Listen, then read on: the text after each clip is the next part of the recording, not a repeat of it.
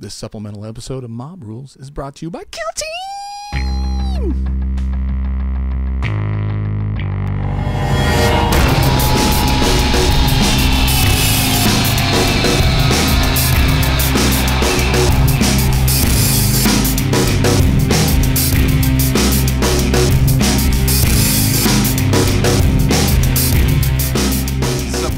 So there's not going to be any ads for me to not delete our amazing banter over. Hey, welcome to Mob Rules episode 80A. Oh, I think. Ooh, I like that. 81 probably because iTunes gets real strict about numbering. yeah. It's a little behind the curtain right there, but man, are they strict on numbering and titling.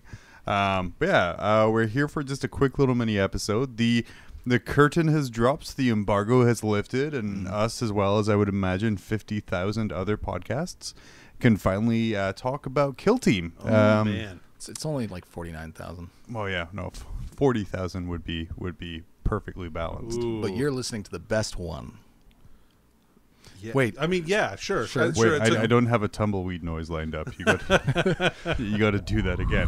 Why do I not have a tumbleweed noise lined Or up? crickets. You Crickets would be think, good. yeah. Chirp. Yeah. I'm also the Foley guy. You're- So Like a catheter? yeah. Okay. no, not that. All right. So Kill Team Oh, is a Kill brand new complete game release from Games Workshop. Yeah. Entire new system focused on competitive balanced play. We'll talk about a little bit about that later on. But we were lucky enough to receive an advanced copy of the game Kill Team. Yes. And we've had a few games of it, kind of gone over the rules, looked at the models and the miniatures and the terrain, all the wonderful stuff that goes in it. We kind of just want to drop our thoughts real quick here. So Dave, why don't you start us off? Kill Team is awesome. It's amazing. Danny and I have played a couple games now, and I haven't walked away from a single one going, "Ugh, damn it! If only I've walked away from every single game going, oh man, I can't wait to play more Kill Team." But I I need thought to. you were going to say I didn't walk away during any of the games and like end the qualifier there. Like I didn't. because I had to play Danny, so I was like, well, I Yeah, just normally so you just walk away. So when we got the box set, I posted up that we were getting the box set. My first thought was, you know what? Who wants to do what? And John immediately went, I don't want to play Danny. I'll take the terrain. And I went, that's fine. That's fine. Also, I'm like in the middle of getting, I think I'm up to 80 model Futtar list painted. Yeah. And I'm like, I don't want That's to good. paint more You can models. use like 15 of those in Kill Team. Technically like 60 of them. I'll put it back up to 60. I'll talk about that next time though. You can't use that in a Kill Team. So Kill Team. My first thoughts on Kill Team are it's amazingly fun. It's fairly fast, although it takes a little bit to once you know the rules. Like as we played our Sure. games, Danny and I have sped up. As all games are when Right. you start Right. something new, So, you know. I But mean, honestly, it should be sure. finished in about an hour. I mean, it shits by lengths of time. yeah. And kind of it's a little bit more interactive in the way that the phases go too. Yeah, it's it kind of has like an I go you go kind of a thing in the different phases. So that's a pretty rad aspect of the game. That's something that I really enjoy. Yeah. So let's talk about the phases, Danny. Sure. So to start the game, you set your guys Phase up. 1 is acceptance, Dave. Mm-hmm. Okay. Okay. I accept that I'm going to lose with the Gene Stealer cult. I've accepted that. What is the next phase? That is not statistically accurate. All right, so the first phase of the game. I'm 2-1 against you at this point. Oh, is no, that right? I'm 3-1 against you at this point. Okay, well, I mean, you know. And only 3 of those games did you guys really screw up the rules to the point of it not being fair. That's because in the 4th game you left and left us alone, so you didn't see. So anyway, so we've set up the board and Yep. we're laying out. How does it go, Danny? So the first phase of the game, you're going to roll for initiative. Okay. So rolling for initiative, and you do all your start of the turn stuff. So think of like most 40k armies, or a lot of 40k armies have like start of the turn stuff. Like I've been playing Skitarii, so I still get mechanicals just like I would if I was playing them in 40k. So you roll for initiative. Both players roll 2d6. In fact, I'm sorry, all the players roll 2d6 because you can have up to 4 players in a Kill Team yeah, game. right now all the missions have, or I think most of the missions have the ability, or like they are set up so that you can run them with multiple people, which is so awesome. Yeah. Like that is like all you have to do for a 4-player game is put 2 of the the kill zones together, which is what the boards are called, and then you can once you put the 2 kill zones together, it has a map that'll show you how you can deploy, so everybody has a fair deployment zone too. Yeah. So I'm sorry. So first phase of the game is initiative. So everybody rolls 2d6, and then the player who wins goes first, and then after that phase we go to movement. And in movement phase, you get to move, charge, or advance. Standard, just like 40K. Mm-hmm. But except for the fact that charging happens in the movement phase as Yep. opposed to after the shooting phase, like in regular 40K. So for all of us old guys here, moving back to like old school 40K where it was kind of like move or charge kind of stuff. I think the super interesting thing we have in Kill Team is charging is much more risky, because if you have to make a 7-inch charge out into the open and you roll a 5 and don't get into combat, you still have to move 5 inches. Yep. Right. Which can get you from a nice little bit of cover like right out into the open. Although charging in the first turn of the game for me was very beneficial. Yeah, in the last game we played. Models, yeah. Which But was good. you know, we'll see that. The other thing that charging does now too is you have a couple of different reactions. So kind of like the previous editions of Fantasy, where you had the ability to flee from a charge, you can retreat, meaning you can move your models 3 inches back so they can make Up that to charge, 3 inches. Yeah. Yeah, you can make that charge like 3 inches more difficult, or you can hide behind a wall or something similar so that you can get yourself a little bit more distance. You might even drop off the side of a building. I can see doing that as a response to a charge and like getting out of dodge. Yeah. That could be pretty cool. Well, because Right. going down is free. That's right. Going down is free, as we've elaborated. Video spoilers for a battle report right there. I got to do to make us seem like idiots is just edit it out when you go through it. I don't think Sweet he has child to do that of to summer. make us look like idiots. You think I edit? Oh God, I hope you edit. The first, like the first 4 comments and all of the things, the first 4 messages I get are, "Dude, you forgot to edit this." Right. But I think it's a really good thing, and especially kind of on the smaller, more focused scale that Kill Team is, of kind of these small groups doing like little like street combats, of having an option. Like if I was a single dude and I knew I only had like 4 people around me, and I was facing off against, say, a Gene Stealer cult, and a Gene Stealer comes running towards me, or I'm sorry, Tyranids, and a Gene Stealer comes running towards me, I don't think my first reaction would be to stand there and shoot. I wouldn't want to back off and do it. So kind of it gives a little bit more tactical depth to what you can do. Sure. The retreat button is really nice, actually. Yeah, it's pretty handy. It kept a couple of my guys from being locked up on the first turn, which was nice. Yeah. So, so then there's that. So person A does all of their movement, and then person B does all of theirs, and then person C does all of theirs if you're playing a 3-person. If you're in a menage a trois Kill Team game. And then you go into the shooting phase, which is, and then it takes this whole new metric that is really awesome, actually. So in the movement phase, there's a move you can do called ready. And ready means that your guy is basically getting set up to shoot. It's kind of very similar to, I want to say like the actual old school Overwatch from like second edition. Yeah, exactly. I'm overwatching, so I'm going to shoot first. Yeah, so you ready, which means that anybody that's ready gets to shoot first, starting with the person who has initiative. So it can be really good for sniping dudes off buildings as fast as possible. Correct. And then after all of the ready people, you start ready. So if I'm playing Danny and I have a ready person and Danny has a ready person and I have initiative, I shoot my ready person first, and then he shoots his ready person first, and then I shoot my regular guys one at a time. We alternate back and forth in alternating interactions. It's actually really fun. So like if I had to move a bunch of my kill team, and Dave was able to keep a bunch of his guys still to ready, he would get, and even if I had initiative and I only had like one ready model, I get to shoot mine first, but then Dave gets to shoot all of his ready guys before I even get to activate one of my guys to shoot it all. So yeah, ready is a very powerful tool. it's pretty cool, but it can also be a disadvantage. I mean, because you kind of lock yourself in there. So since you have to declare it during the movement phase, your opponent can kind of screw with you by like moving the model that you wanted to shoot out of line of sight, or charging you and locking you in combat so you don't get to do anything, or making sure that you have nobody to shoot at. Correct. Yep. So, and then so that's alternating that. You as you hit people, if you reduce models to 0 wounds, then you roll to see whether you take them out of action or whether you do a flesh wound to them. Flesh wounds just reduce the effectiveness. Flesh wounds are very similar to Shadow Wars, Armageddon, and Necromunda, I believe. Shadow War Armageddon for sure, but I'm not sure about Necromunda. Yeah, Right? it gives you a -1 to hit. I don't know. Basically, that's I what would, Flesh Wound is. I would know if the Necromunda tournament had happened, but it didn't. So, Yeah. Rip. rip Hogshead. So then you go into combat. So any charges you've completed, you start. And charges have what's called the Hammer of Wrath, which means that anybody that charged gets to go first. I really love that they brought that term Yeah, back. I'm really Oh, glad you that too. it's in there too. When I read the rule book, I was like, do you get an extra bonus? No, you just get to go first. The Yeah, Stone still Crusher good. Carnifex player in me really likes that term. Now they just have Living Battering Ram. Yeah. Like the corners of my mouth. So you get to do your fighting, and you see again the same thing. You roll for flesh wounds and regular wounds, whether you're out of Yep. action, and then you go into the morale phase, which hopefully doesn't affect you ever. But if you're it's playing against brutal. the Skitarii, it really can affect you very badly, unless you get really lucky on your dice rolls. And Danny fails a bunch. All right, Sure. so.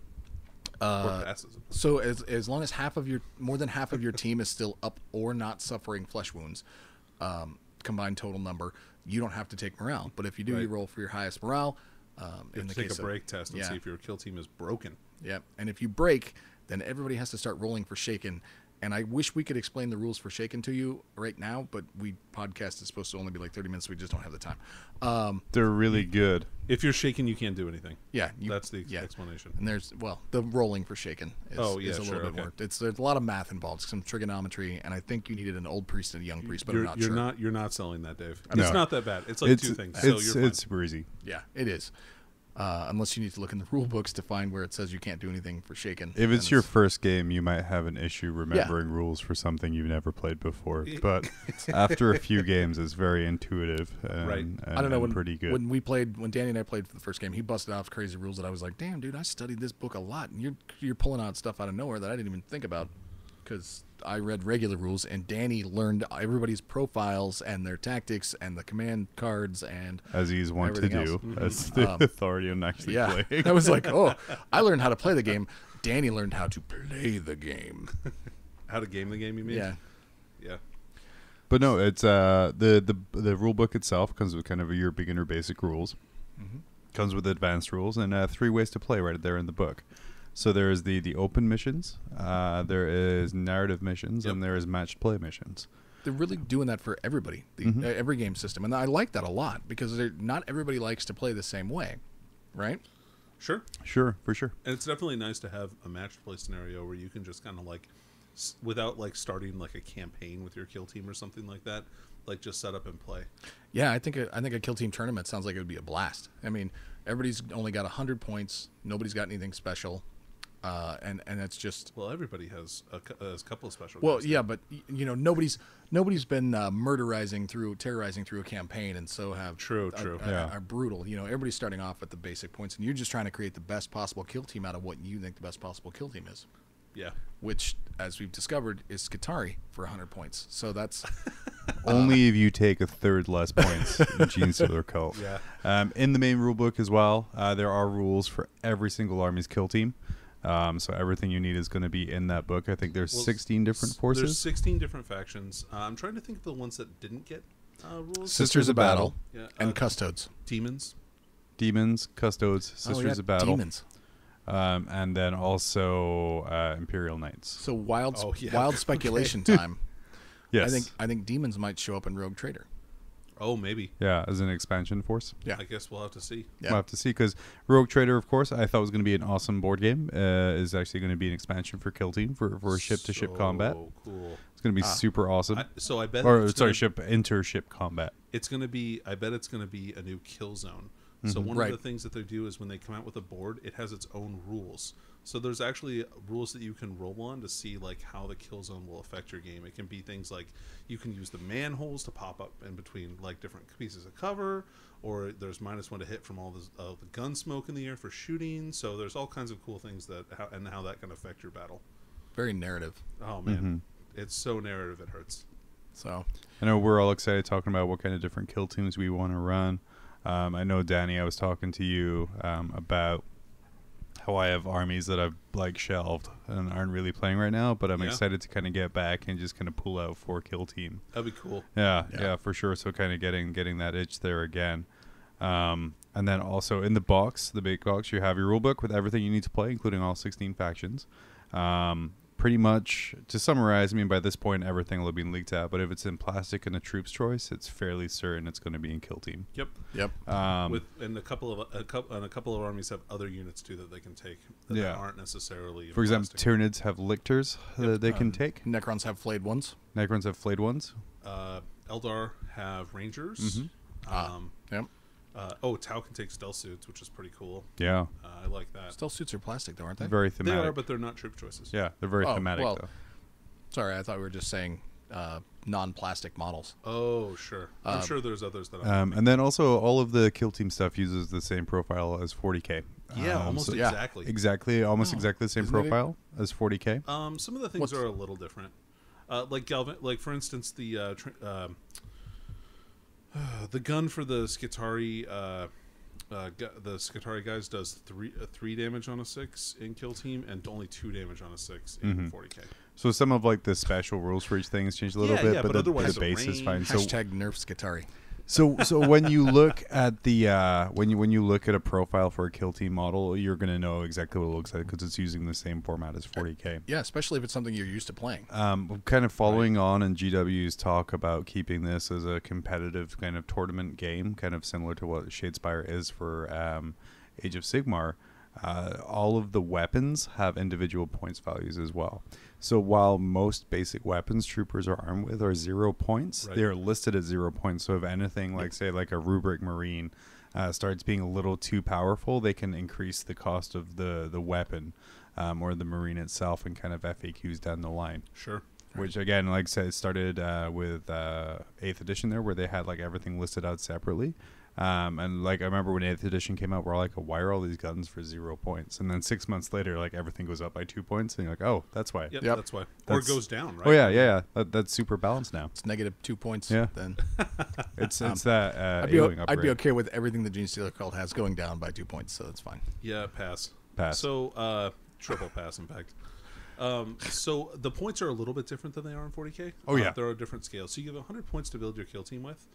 For every 10 points you don't put into your warband, you're going to start with an extra command point. A difference between you and the other person. If they also didn't put a 10 point in, you don't get anything. So if I build a 60 and you build a 60, and because you were like, I built a 60-point kill team, and I'm like, well, I could only build a 60-point kill team, you would be like, sad. Okay. So I could take like just 1 Hormigaunt for 4 points. Must be 3 models and can't be more than 20. So I could take 3 Hormigaunts for 12 points. Okay, that sounds and legitimate. Get 8 command points to start with. I want to see your Hormigaunt leader model. Yeah, I would require you to model it. It would be a Hormigaunt with the number 1 written on its base. Nope. I would need you to put a tiny Commissar cap on his head. Or a Tyranid warrior head like they used to do for hive nodes. Ugh, the good old days. Oh yeah. Yeah. Anyway. Yeah, so like I said, it's a super quick game. It's set up like I was looking at just in my house. You can set it up on your living room table. You can set it up in your dining room table.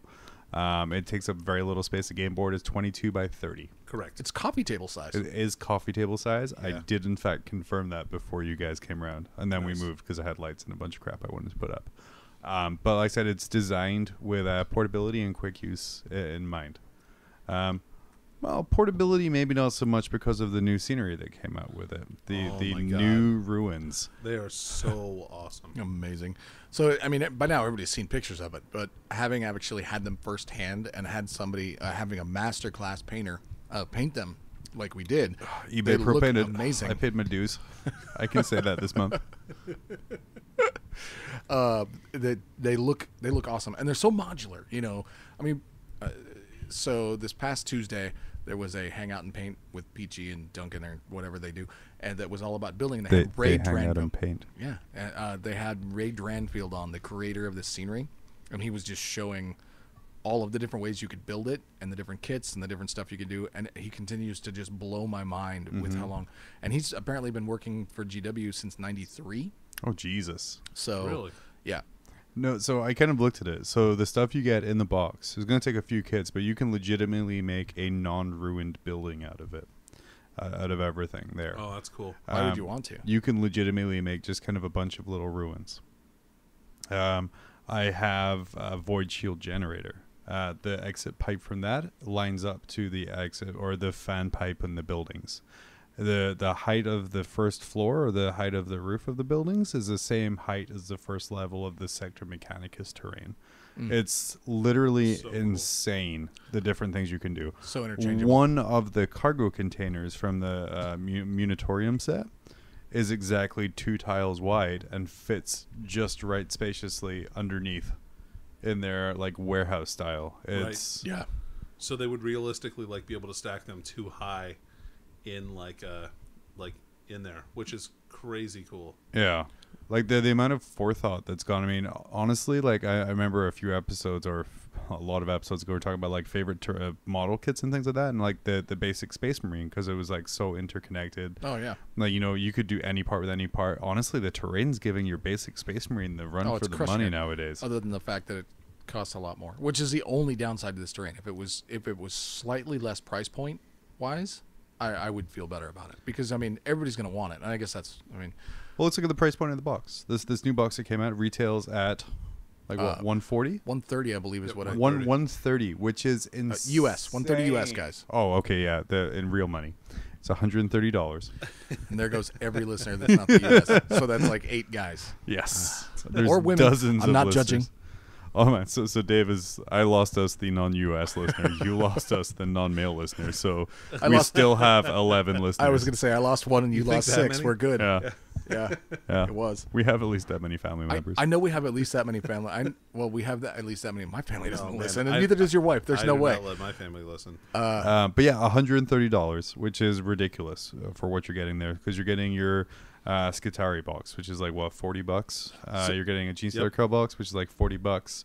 The basic rule book, which is available $40. separately, which is another $40. The scenery inside, which is at least $80 worth. Yeah. Oh no, it is an amazing deal for this box set. Unless you really don't want the Skitari or the Gene Stealers, in which case it's still an amazing deal for this box set because the board itself is required to play.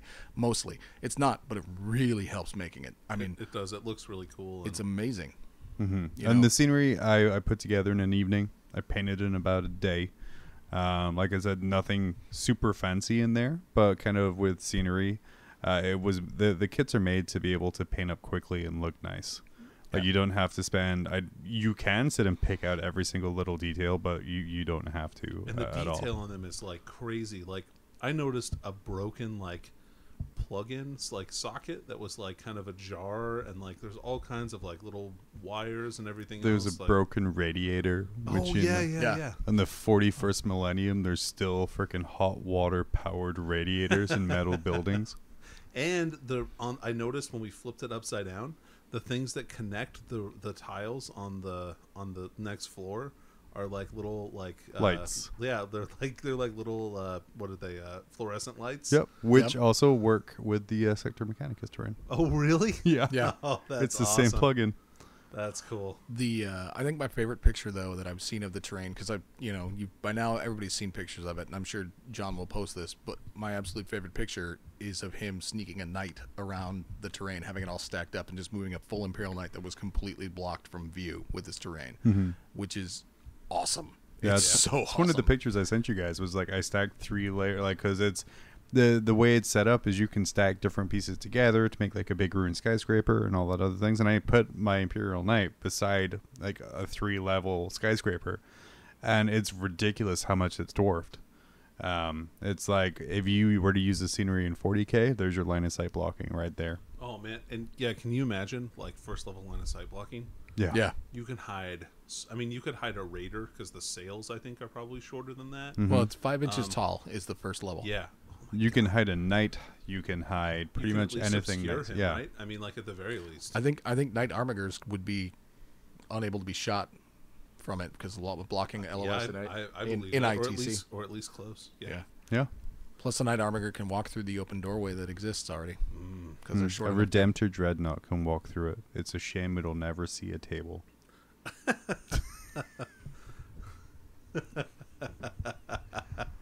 Dave is over here. This podcast is over. I mean, it's pretty close.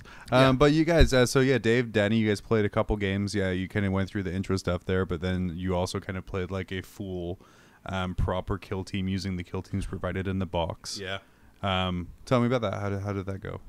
Well, so we played a couple games now, and every single one has been an absolute blast. Yep. But I discovered that, with the very first game that we played, we didn't use the command points because I said, well, we're not familiar with it enough yet. Sure. I mean, I wasn't, and which was the real reason, because Danny was completely, familiar with it. Sure, yeah. Okay, we'll go with that. And kept throwing out like, dude, you should use the shotgun stratagem this turn. And I was like, we're not using stratagems. Knock it off. It's Danny's tactic of reading one stratagem and just always pushing it. Yeah. And when I tried to use it, he was like, no, you don't want to use it here. I was like, all right, fine. But he absolutely, in the first couple games, he absolutely whipped the crap out of me. And so I went back to the rulebook and I looked at it and I started understanding the stratagems more and how you actually play them. Genestealer Cult has this really awesome ability called Cult Ambush that you use after you deploy, where you can move all of your guys 6 inches in any directions if they roll a 5 or higher, which is awesome, except I suck at rolling 5s or higher. So it's like Dave, one guy goes shooting out. Dave, why can't you roll random dice rolls better? I know, right? You have like a 33% chance of succeeding. Yeah, but you did pretty good this time. I think you got 4 guys out in the last game we played. Oh, I did, Out of 10. except for the one guy that I left behind that I then forgot about, which was awesome. So Oh, yeah. I was like, what's this dude standing behind the Yeah, reactor but he over here? almost saved it for you. Oh, man. he really did, dude. Yeah. He was like, haha, I'm tracking, I'm sneaky. But command points are awesome. Word. And having an extra bonus of 3 to start with at the beginning of the game was a huge benefit. Yeah, it gave you a little bit of a cache, which was nice that you could kind of fall back on. It's not often I get a lot of cash, but Well, so yeah, no, I've actually really enjoyed it. I was after the first couple games, I was happy that I played the game, but I was disappointed with the way that GW had built out these, because we replicated them based off of their pictures and the rules and everything they gave us. So you know how hard it was to build that terrain and stick to the pictures? I don't want to do it. After watching the hang out and build, I can guarantee, I don't blame you. I watched them just go through building tons of stuff and making crazy weird shapes. But yeah, we build everything faithfully to the box, so which For means this. your Genestealer Cult was faithful. The Skitarii was pretty much picture perfect to the box. Yep. And then that found you being a little shy in points for your Genestealer Cult. Which I didn't realize until our first game when Danny said, okay, I have 98 points. How many do you have? And I went, 63? Question mark. Damn imperial bias. Seriously. Which basically means that it's imperial privilege. if you want to play the Genestealer Cult, you don't have any Genestealer models. You can buy the box set for 130, and you can buy yourself a squad of Genestealers for 25. Can you take Genestealers and Genestealer Cult? You can actually. Nice. You can take full blood Genestealers. Or you can wait until GW releases those really sexy aberrants, which I'm looking forward to now. I wonder what the got weapon profile for a stop sign is. I hope. I think it's strength of 5, but it doesn't matter because I can't wait to slap Danny with a stop sign. But yeah, no, I was soured at first after the first couple games, and then we played a couple more, and now I'm just like, you know what? I'm starting to get a hang of it and understand what they were doing with this. Sure. So, yeah, I think Genestealer Cult might be the way I stick for the rest of the way out. Just kidding. I'm going Primaris and probably also some Orcs and maybe some Tau. Who knows? It's really fun. Man, yeah, there's so many options. So what are your takes on the AdMech? They're pretty cool. I definitely feel like more elite than the Genestealers. You get that sense, even like with all the penalties that they get that you get to hit in this game, which are significant comparatively to 40k. Like the penalties to hit, like that's what cover does. It gives you a -1 to hit, that kind of stuff. So at most, unless you have flesh wounds, you're only getting a -2. Well, 'cause yeah, you have but the long range. And you but have I that. mean, a -2 compared to no minuses, unless there's a special rule, is significant. Then you have things like lictors that have an additional -1 to hit when they're in cover. Sure. And kind of things like that can really screw you over. Stealth suits. Yeah, or if I same would way. have rolled Shroud Psalm one time in the times that we played, that gives an additional -1 to hit my guys. I'm glad you did not roll your testicles. I can also pick that, so maybe next time I'll pick that on an What? opportune No, turn. you roll and like a real man and stuff for the fates. Anyway, what was I saying? So the minuses, even though they do that, they're still hitting on 5s at pretty much the worst, which is pretty good considering most of their guns are shooting twice because their ranges are really solid. The special weapons feel strong. They seem pretty cool. I like the 4+ armor save. That definitely feels beefy. It'll be interesting to see how tough a Marine is comparatively to other stuff. Oh, you'll see. Yeah, with the 3-up. Yeah, I'm building some Plague Marines for this, I think, is what I'm gonna. Oh, you son of a bitch. Yeah. You leave your toughness 5 at home. I actually have a bunch of Plague Marines myself, and I'm thinking about doing that exact same thing. Although I really like the idea of Poxwalker spam. Yeah, dude. Because it just sounds fun. Poxwalkers are legit in this too. Yeah, and we all know that everyone who plays Death Card already has like 30 Poxwalkers. Or a bunch of Plague Burst crawlers, depending on which way you played. So Sure, I got both. Or both. or both. John, so you haven't played yet, but No. you have had a chance to look through the rulebook and look at a bunch of different kill teams. What are you looking forward to making? Man, so I'm going to be pulling my turnids out, and I'm doing how much shit can I fit, how much stuff even can I fit in 100 points. And right now I have it at 12 models. Nice. Which is kind of like a Lictor, a Warrior with a Barb Strangler, and then 10 Hormigons. So we're going to see how that does, because like what we were talking earlier about how kind of bigger kill teams, there's some kind of punishment for that, kind of in how they run in the game. But we'll see. I'm also going to pull out some Orcs. Man, anytime I can field Burners, I'm all for that. So I have in my possession, I know I have 40 Ludas, God bless 6th edition. And about 10 Burners that I want to pull out too. And then Eldar. Eldar seems super okay in this too. They can choose from like Dire Avengers, Rangers, Guardians, and Guardian Defenders and Storm Guardians. And then the ability for Guardian Defenders to take weapons platforms. It's nice. Is nice. So like nice. I can set up a couple Guardians beside kind of a shuriken cannon, right up in a nice vantage point and kind of point down. And that's a heavy weapons in this game. Yeah. Like are brutal against stuff. So Yeah. I think the Seisner cannon hasn't really done anything for me, but I think the heavy stubber really has done some did some work for me. Is really good. I think I'm looking forward to doing some Reavers. Because I don't like Reavers on regular 40k. But in this, because of the short close range and the ability that you have to equip them in such a way that you can just ignore terrain, like they basically give them fly, they feel like they're pretty solid. Yeah. And things with fly feel pretty solid. And then also you can give them the grab shoot, so you can go up and over terrain without taking any penalties and fall completely safely to the ground. So, that was the other thing with terrain. You don't just Kool-Aid man through walls. You have to literally you have to go over. account the movement up and account for the movement down as well. So like all of a sudden that wall is using up all of your movement. Well, don't forget you get to go down for free. I forgot. Yeah. I'm looking forward to that. I actually have started looking at so they did the Battle for Vedros stuff a couple years ago, which was like the easy to build for kids get started. One of the things they have is a box of Gretchen.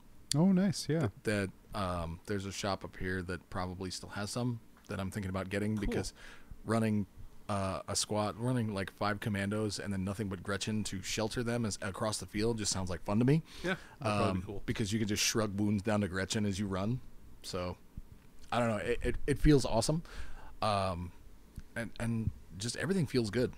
I like the kind of way looking at it. Yeah, we're trying to game it a little bit, and like Plague Marines seem like they're going to be pretty good. I think so. There's a couple of other build like Reavers I think are going to be really good in kill team, but there's no real bad choices except for an intercessor, which will probably just stand at the back, because an intercessor just stand at the back and an objective as an intercessor does. Yeah. I think the stalker pattern bolter is going to be really good with them. But so you're saying an intercessor could be good? I mean, hold on. Did you just say that intercessors were good? I heard it here. Danny, competitive ITC, top 50 in the ITC, and in number but 2 not in for Demons. Marines. I'm not going to listen to his opinion about Marines. Number 2 in Demons just said that intercessors were the best troop choice in game.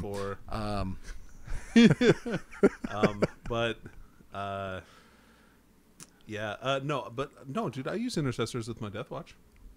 Yeah, well, I mean, you have to in order to get your aggressors to deep strike in, unless you want to just. He's a fan of 2 wound things, but kill team. Yeah. I'm excited for it. Like I said, there's a whole bunch of different teams we want to run. I know the friends in our gaming club are very excited about doing a bunch of battle reports for us as well. Super hyped.